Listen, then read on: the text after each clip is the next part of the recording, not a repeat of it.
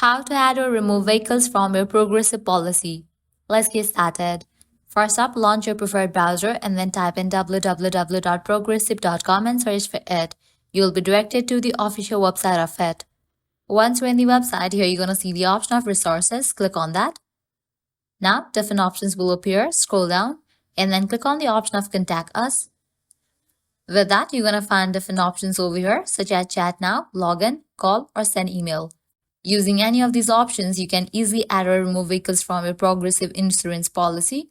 You can have conversation with the progressive customer support team and ask them to remove or add the vehicle from your progressive insurance policy. Likewise, you can log into your account. Then you can look for the option related to policy changes or vehicle information and go through the process.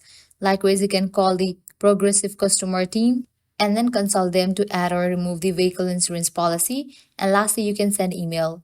Using any of these options, you'll be able to add or remove vehicles from a progressive insurance policy. Well, that's a wrap for this video. At the end, if you guys find this video helpful, don't forget to like, share, and subscribe to our channel. Thanks for watching.